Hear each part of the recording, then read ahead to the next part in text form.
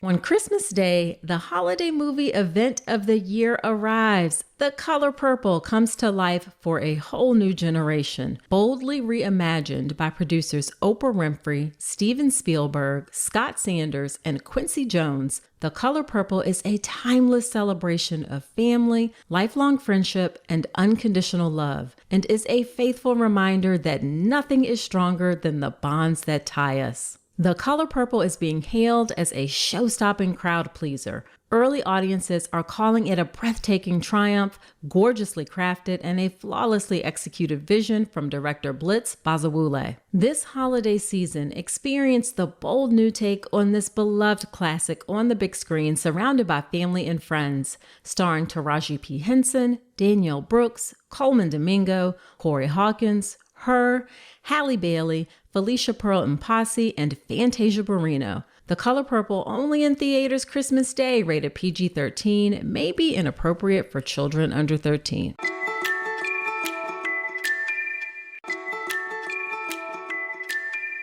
Just because breastfeeding is natural doesn't mean it's easy, but you don't have to do it alone. That's where the Lactation Network comes in.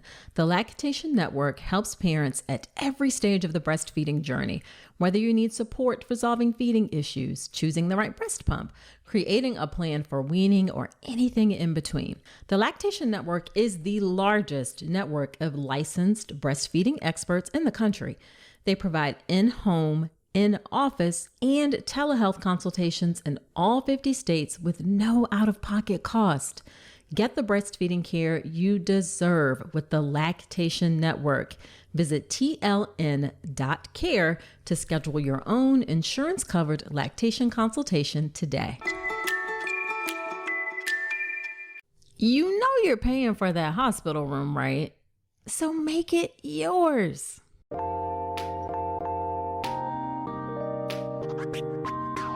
Welcome to the All About Pregnancy and Birth podcast. I'm Dr. Nicole Calloway Rankins, a board-certified OBGYN who's been in practice for nearly 15 years. I've had the privilege of helping over 1,000 babies into this world, and I'm here to help you be calm, confident, and empowered to have a beautiful pregnancy and birth. Quick note, this podcast is for educational purposes only and is not a substitute for medical advice. Check out the full disclaimer at drnicolerankins.com/disclaimer. Now let's get to it.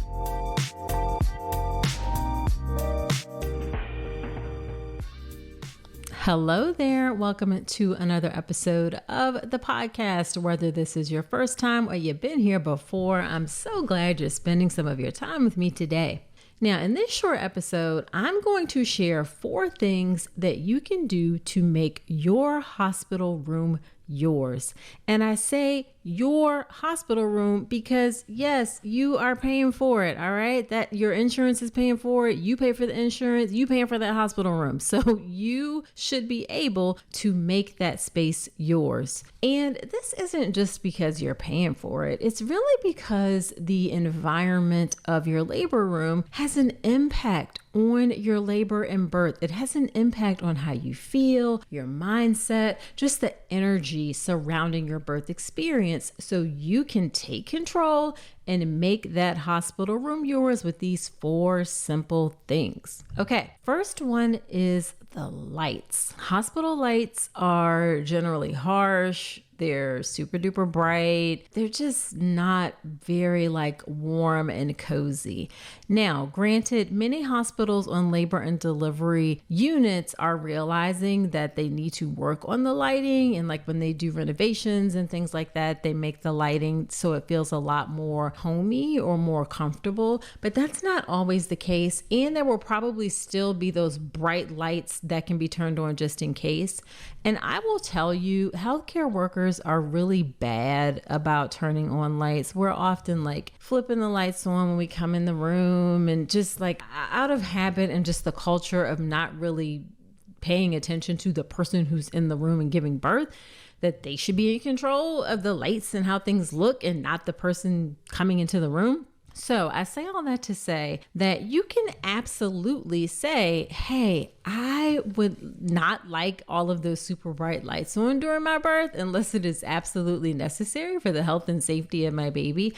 I personally believe dim lights help create a nice, warm, comfortable feeling in the room where it's just not so bright. It just helps you to feel more relaxed. It helps you to feel more settled. One of the things that we've done in our labor and delivery unit is that we've hung Christmas lights in the room. So like white Christmas lights in the room helps create a really nice atmosphere. Just so lovely. It's just kind of peaceful, really, really nice. So we have provided that in our rooms. Not a lot of hospitals are going to do that.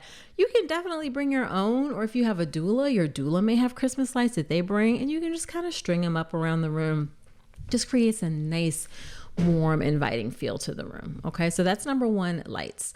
Number two is sound. So you can create music playlist and play music during your labor and birth. Now, as long as it's not loud and it's not interfering with the people around you, you can absolutely positively play music. Get one of those inexpensive Bluetooth speakers, and you can then connect your phone to the Bluetooth speaker and just play your playlist from your phone. I suggest you have multiple different types of playlists. You can do like your favorite songs. You can do like hype playlist with like high energy stuff. Maybe you want to have Beyonce on there, that kind of thing. You can also do playlists that are more calming, that are more relaxing, that kind of like take the tone down a little bit. So have like 3 or 4 playlists, or you could just put on your favorite station on Spotify or YouTube Music or whatever you use to listen to music.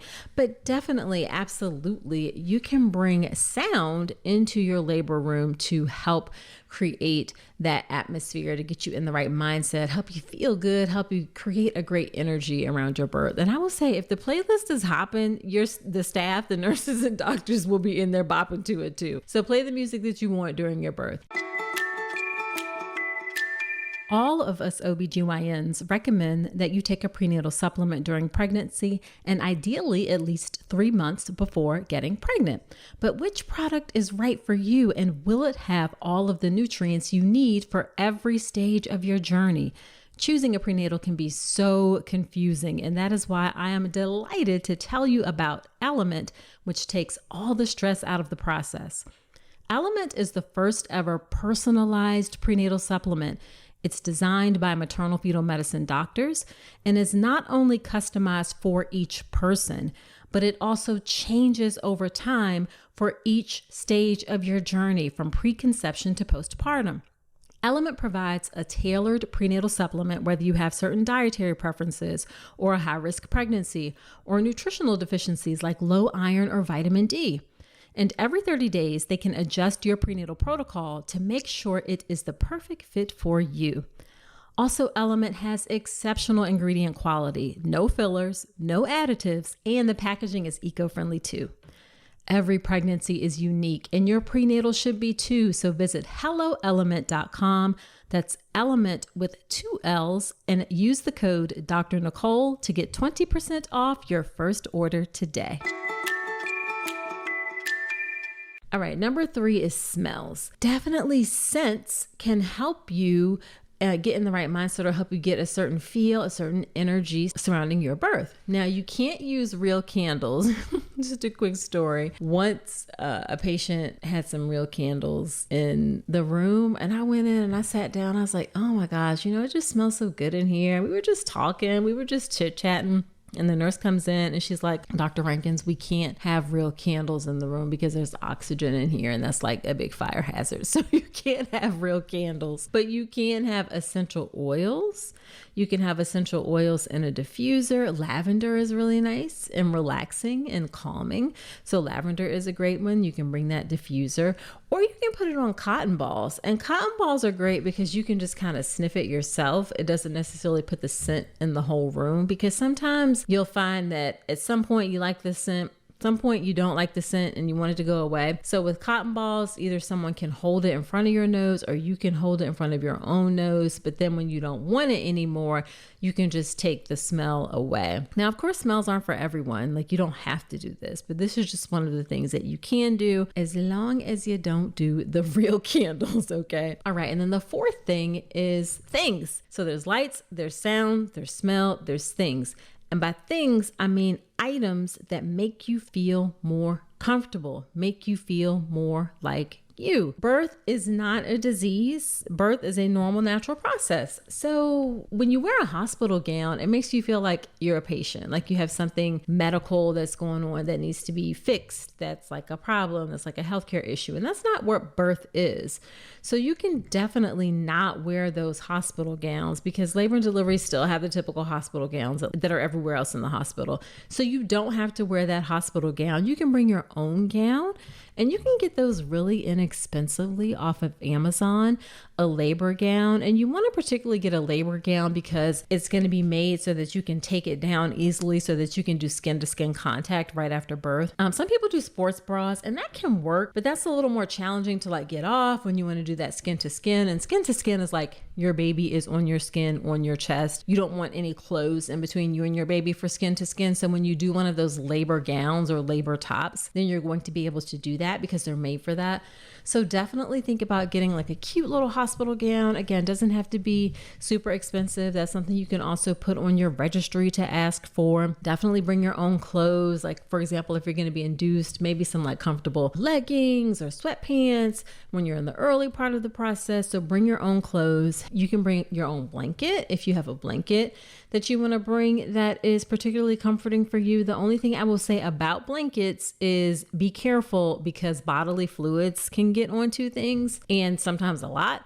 And you don't want to bring anything that you would be upset if it got messed up with blood, or a bunch of amniotic fluid or anything like that. So don't bring anything that you would be upset that it gets messed up, right? But you can definitely bring a blanket. You can bring a favorite pillow or pillows so you feel more comfortable in the labor bed, and not just in the labor bed, but also postpartum as well. So you can definitely bring things to help you feel more comfortable and make that hospital room yours. Now, making your hospital room yours is part of what I call setting the tone for your birth. It helps to put some things in place that set things up or set you up for success during your birth experience by making sure you have the right support around you, by getting in the right mindset for your birth. And again, these things that help create the physical space and energy around your birth are also part of setting the tone for your birth. These are things that I teach inside my online childbirth education class, the birth preparation course.